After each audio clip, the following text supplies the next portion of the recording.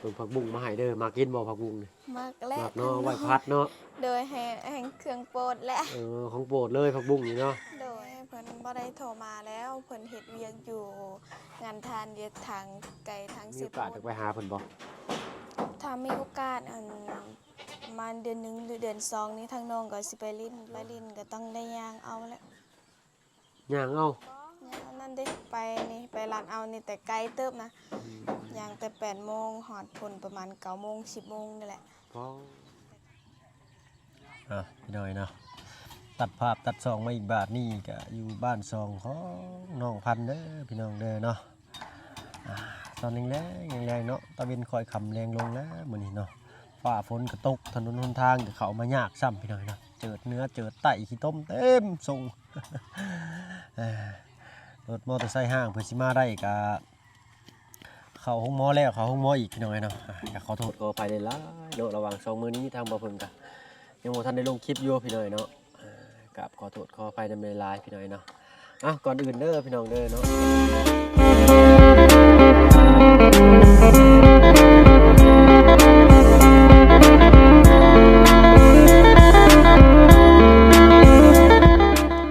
ทักทายเนาะกับทักทายสบายดีผู้ใหญ่ใจดีกับ FC เบิร์ดทุกท่านที่เขามาหับมาชมช่อง YouTube บ่เพิ่นเคยหลายคือเก่าบ่ว่าฝั่งไทยฝั่งลาวหรือว่าฝั่งต่างประเทศก็ยินดีต้อนรับเข้าสู่ช่อง YouTube บ่เพิ่นเคยหลายเนาะมาอัปเดตบ้านซองเงินซานของน้องพันธุ์เบิ่งก่อนพี่น้อยเนาะเป็นจังได๋หลายมื้อแน่บ่ได้เข้ามานี่ก็ได้นี่ก็เนาะเป็นอาทิตย์ไปจักลงมาแต่เซโปนก็แล่นมื้อบ้านพี่น้อยเนาะโหลดล่างพานะเอาไปเข้าโรงแพทย์ทุ่งหมอ สวัสดีน้องหลาอุ้ยเนาะเป็นไดฟ้าลมฝนตกทางนี้อาทิตย์มันระเบิดกันเนาะคืออันหมุนมาได้ใช้แท้นี่เดี๋ยวได้คือหมุนมาได้ใช้แท้วะไปพาหน่อไม้บ่ก็คือพุ่นตามเพื่อนนี่แหละเป็นได้น้องเพื่อนชาติบ้านซองขึ้นย่อสองย่อเสาคนลายบ่น้องมื้อน่ะก็ลายอยู่ได้30 ปลายคน30 ปลายคนเลยโดยโอ้ดูเนาะอุปกรณ์ได้ซะเป็นอะไรครบเรียบร้อยก็เรื่องเพื่อนนี่ก็ยังแป้นประมาณ7 แผ่นกับไม้นั่นประมาณ12นี่แหละแผ่นสลาบ่หรือแผ่นปูแผ่นปูนี่แผ่นปู8แล้วก็ยังอีก12แผ่นนะนี่เด้อไม่12เซนไม้12 เซนโตหน่อยเนาะนักอยู่ได้นี่เนาะกระหวังว่าคือสิมีข่าวดีมาทางอันน้องพันธุ์พอดีอยู่พี่น้อยเนาะทางช่องอื่นเขามาลายอยู่ทางบ่าวตูนก็บ่าวย่าวเพิ่นออกไปเมื่อกี้นี่เนาะโดยพ่อเพิ่นอยู่ทางพุ่นแล้วเนาะสิจอดเว้ากันก็บ่ได้ฝนมันตกทางมันลื่นโดยบ่ได้มีช่างติดไม้ติดมือเข้ามาเลยมื้อนี้เปื้อนเปื้อแฮงยันมันซักลงคณาก็ฝนตกแบบนี้มันส่วนหลายมันสิมื้นมันมื่นไปเลยเนาะโดยถนนแบบว่ามันลื่นซ้ายลื่นครัวนะแบบว่าฝนตกพอดีให้ดินเปียกเนาะถ้าว่ามันเป็นน้ำเลยมันก็สิบ่ลื่นปานใดหั่นนะโดยอันนี้มันพอว่าเป็นพอดีแบบเปียกให้มันลื่นเนาะโอ้ยก็สงสารผู้หนึงเพิ่นขี่รถเข้ามากับลูกน้อยเพิ่นลูกน้อยเจียสิขับรถจักรเข้ามาโอ้ยยันรถเพิ่นลื่นผู้หญิงหรือผู้ชายผู้หญิงเนาะสิเป็นคนบ้านเทิมน้อยพู้นโดยแต่สิเป็นคนบ้านเทิมน้อยพี่น้อยเนาะใครอยู่ดอกมันใกล้อยู่เนาะเป็นได้มื้อนี้ได้ยังกินข้าวน้องละกินปลาแล้วกินเบิดแล้วเนี่ยกินปลากินเบิดแล้วโอ้ยว่าสิมาปั่นแรงน้ำเป็นบาทเนาะก็กินเนี่ยหมกเป็ดนี่ทางน้องก็กำลังนึ่งข้าวเด้นึ่งข้าวแล้วหรือบ่ยังข้างหม้อบ่โดยก็นึ่งแล้วเนาะทางนี้เพิ่นก็ทางพ่อจะชื่อหยังก็น้องไอ้ลืมอีกชื่อไผวันทางอ้ายไผวันเพิ่นเนาะก็ซอยไม้ซอยมือสร้างเพิ่นอยู่เนาะดีเนาะขอโทษขออภัยพี่น้องเนาะทางบ่เพิ่นก็เข้ามาส่วนทางลุงหนวดเพิ่นจักหน่อยเพิ่นสิเข้ามาทางลุงหนวดเพิ่นเนาะยังสากแบตอยู่แบตเพิ่นเบิดว่าซั่นซะเนาะก็เลยมุ่งหน้าเข้ามาก่อนเพราะว่าทางบ่เพิ่นบ่มีคลิปลงเลยพี่น้อยเนาะขอโทษขออภัยนำหลายๆอยู่บ้านก็ซ่อมรถ2มื้อติดต่อกันเลยเมื่อคืนนี้อ้ายขึ้นมาโดย2 โมง2 ทุ่ม3 ทุ่มนี่แหละขึ้นมาฮอดดงเห็นรถตายอยู่ข้างทางโอ้โต ก็ได้แปลงออกเนาะ พอดีโทรให้น้องขี่รถจักรมาเอาบ้าน ยันมือฮอดบ้านน่ะ4 โมงเช้า โดย แต่ว่ามาฮอดบ้านเจ้าโลเท้านอนงาบงาบอยู่นี่นะ โอ้เนาะหน้าต่างไปพาอยากไปเบิ่งเนี่ยน้องล่ะเนาะ โดย อนาคตเบิดเนาะไม่ต่อของตามเพิ่นกับมันทั้งสร้างเพิ่นกบไว้เรียบร้อยพี่น้อยเนาะมีแต่พากันตัดวัดแทกบากใส่อย่างเดียวเลยเนาะ อันนี้ครบแล้วแต่ยังแปลนกับไม้เส้นซื่อ แป้นก็ไม่เส้น ๆโดย ไม่เส้นนี่12เนาะ โดย แป้นนี่8แม่นบ่เนาะ โดยประมาณ เสร็จเท่าไรบาทนี่เนาะโอ้มีแต่อันงามๆเนาะ2 4 6 8 10 2 4 10เนาะโอ้งามแพงอยู่เด้อพี่น้องเนาะบาทเฮานี่อันเท่าไรเนาะเพิ่นว่าเพิ่นแจ้งอยู่บ่ เก่งอยู่อันที่อันละที่150,000ที่250,000ประมาณนี้ โอ้ถือว่านักเอาเรื่องอยู่พี่น้อยเนาะไม่นี่สินักกว่าเป็นอันขอบอีกแบบหนึงพี่น้อยเนาะเป็นขอบพลาสติกนั่นนะแต่พลาสติกอาจสิบ่ทนโอ้โหโหพื้นโดนใหญ่อีหลีนี่เอามานั่งน้องล่ะนั่งอ้ายบ่ตั้งไว้แล้วกล้องบัดนี้อ้ายญาติหมู่อันเฮ็ดล่มอีก โดย เป็นไดบ่ได้พ้อกันจักมื้อเลยนี่เบิ่ง ลายมืออยู่ได้ พออาทิตย์อยู่เนาะแต่อาทิตย์กว่าได้นี่เนาะ โดย อยู่ดีมีแฮงคือเก่าทั้งอายะทั้งแม่ตู้พ่อตู้เพิ่นเนาะ โดย เพิ่นไปเฮ็ดหยังน่ะ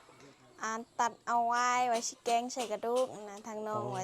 สิแกงกระดูกและทางเมตู้เพิ่นก็ตัดเอาไว้ เป็นบ่ญาติบ่น้ำลายดีเนาะพอได้กินอยู่วายดีกันเนาะ โดย หากบ่ถือว่าลายบ่ถือว่าได้ขับได้คายพี่น้อยเนาะเสียงน้ำห้วยนี่คือบ่ได้ยินเลยบัดนี้ ก็นำบ่หลายเด้ มันเป็นตาดบ่น้องนี่ได้ มันเป็นห้วย เป็นนั่นพายกั้นน้ำซื่อบ่ โดย ห้วยใหญ่บ่อยู่นี่ บ่ธรรมดาอยู่มันเป็นวงบอนนั้นมันคือบอนทางน้องบอนอันนั้นเด้บอนลอยลิ้นหันน่าจะประมาณแต่นี่ฮอด คนไปลิ้นอยู่เนาะ เล่นอยู่ เพิ่นบ่ย่านบ่เนาะห้วยน้ำไหลนี่สิคือว่าแล้วเพิ่นเคยเลยเนาะ เคยลิ้นแล้วบ่ย่านได้ถาทะเลหันย่าน ทะเลหันย่าน โดย เคยเห็นแล้วบ่ทะเลเคยเห็นแล้วบ่ เคยเห็นนะไปบ้านนะบ่ บ้านนาบ่ โดย บ้านนาบ่บ่แม่นทะเลเด้บ้านเฮาบ่มีทะเล อ่ะ มันสิ ภา เอิ้น ษา บึ้ง เราภาษาเราถึงเอิ้นว่าทะเล บ้านภาษาเราวเทิงเพิ่นเอิ้นว่าทะเล โดย แม่นอยู่พี่น้อยเนาะทางมาเพิ่งก็ได้เคยได้ยินน้องซ้อนเว้าว่าทะเลอยู่พี่น้อยนะ โดย น้ำห้วยเพิ่นก็สิเอิ้นว่าทะเลเด้อพี่น้อยเนาะน้ำเซนี่ก็ บ่ ทะเล นำ เพิ่น ห้วยเขาเอิ้นว่าเด้อตุ้ม เดือดดุม ถ้านำอันนั้นเขาเอิ้นว่าทะเลสาบอันภาษาไทยก็เอิ้นว่าทะเลสาบอันแบบอันนั้นเด้ อืม แบบทะเล อ่า ถ้าทะเลแบบคือว่าจะกว้างกว่านี้ เนาะทางบ้านเพิ่นเอิ้นบ่คือกับเฮาเนาะทางบ่เว้าเพิ่นก็ได้ยินทางน้องซ้อนเพิ่นเว้าอยู่ทะเลเพิ่นว่าน้ำเซใหญ่ๆนะที่มาทางบ่อนน้องซ้อนเป็นตึกเบ็ดเพิ่นสิเอิ้นน้ำทะเลเพิ่นว่าเนาะ โดย เฮาก็คิดว่าทางน้องเพิ่นแบบว่าเว้าแบบว่าตลกปกฮามที่แท้ทางบ้านเพิ่นเอิ้นจังซั่นอะลีพี่น้อยเนาะเฮาก็บ่ได้ถามน้องเพิ่นเติมอีก โดย มื้อใดเด้สิได้ขึ้นเทือนใหม่นี่เนาะ ไอ้โมโหและถ้ามีใหม่ครบเลยยังกะเพิ่นก็จะเฮ็ดแล้วไว้ทางลุงเพิ่นเฮ็ดกับเพิ่นซ้ำบ่ได้พักผ่อนซ้ำ โดยเนาะสร้างบ่ได้ใช้อันนี้ มาเตเซโน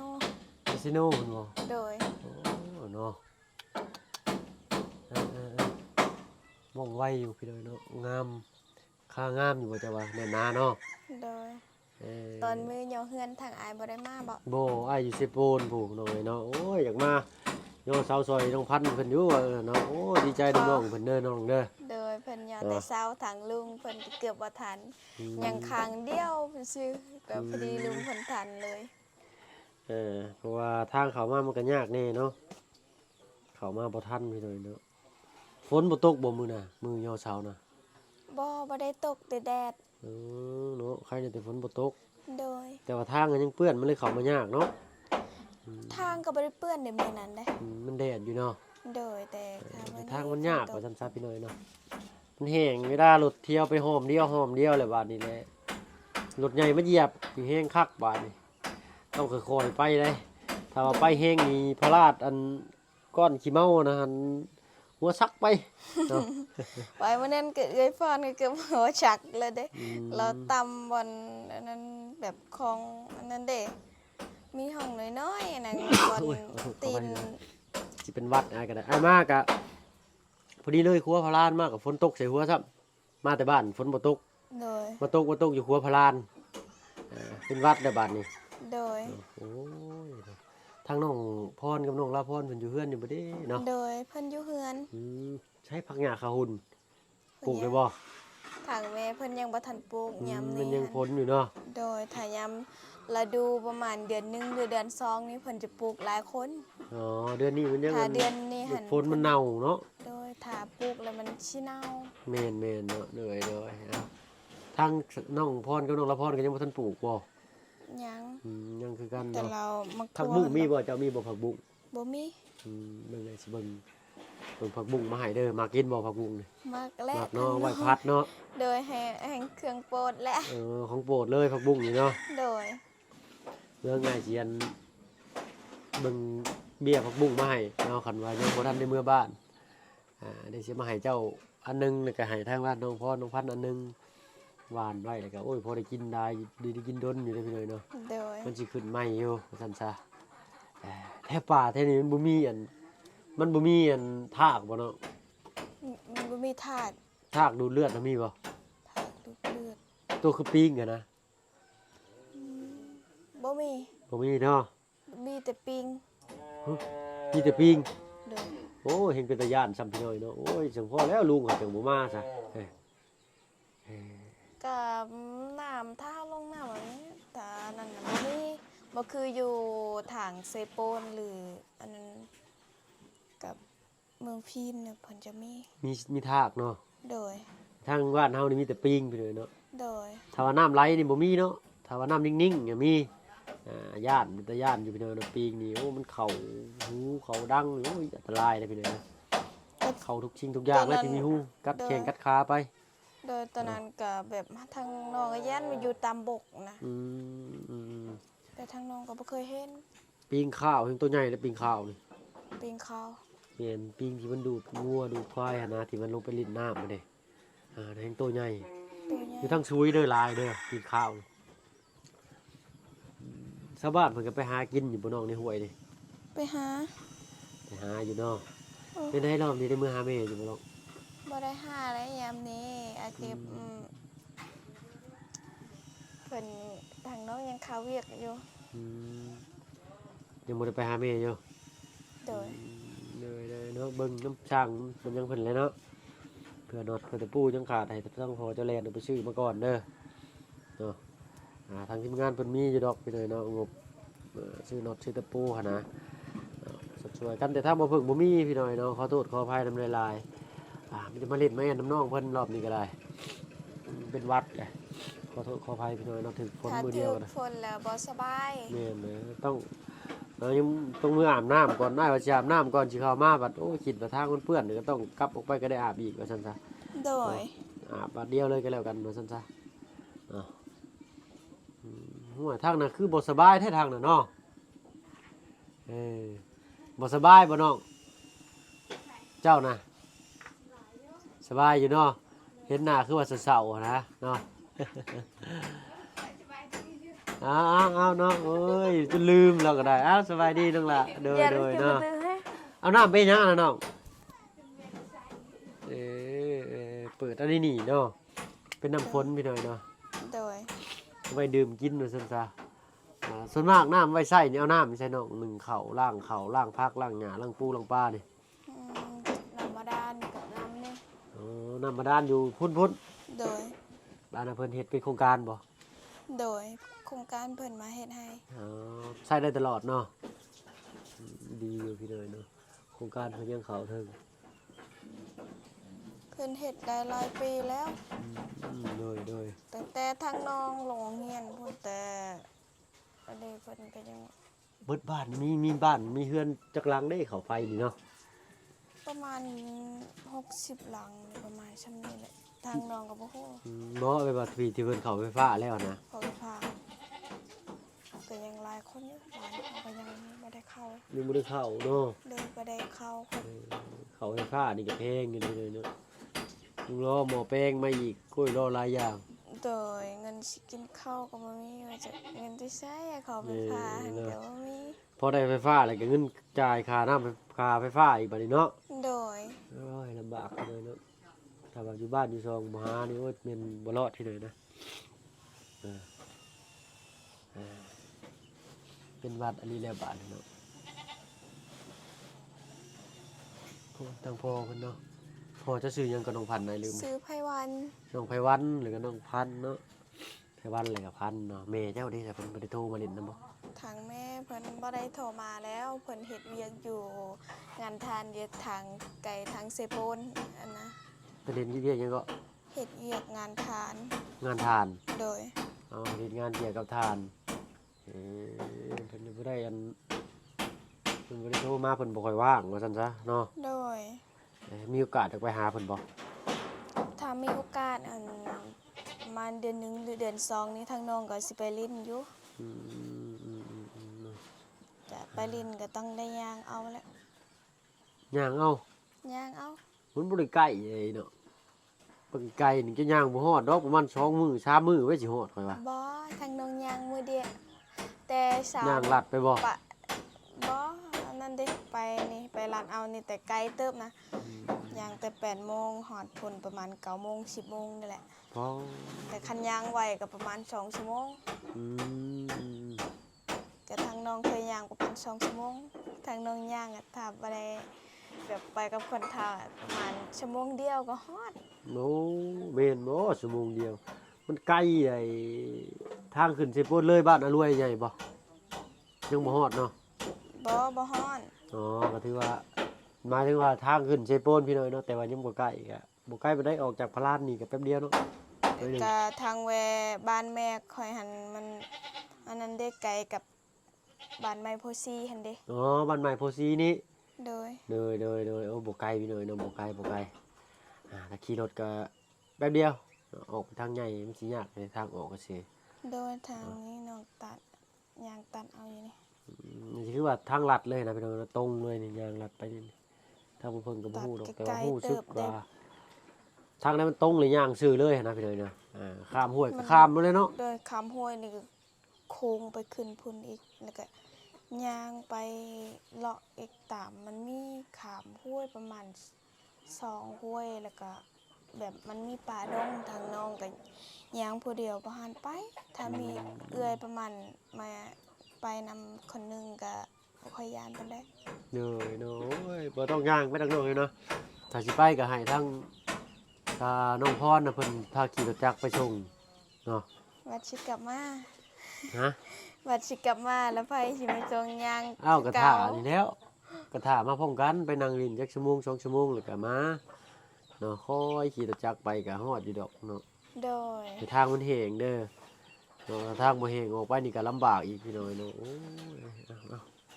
เอาอันนี้ก็ค่อยคำแรกลงเลยเนาะฟ้าฝนก็ตกเนาะเอ้าสั้นก็ถ้าบ่เพิ่งก็สิขอตัวลำลาก่อนพี่น้อยเนาะพอๆกันคลิปหน้าก็แล้วกันเนาะมื้อนี้ก็มันสิค่ำแล้วพี่น้อยเนาะย่านฝนตกลงมาอีกสิออกบ่ได้เด้นี่เนาะ ก็ตอนแรกแล้วฝนบ่ตกหยัง ตอนแรกฝนบ่ตกบ่ โดยทั้งน้องว่าบ่ตกแล้ว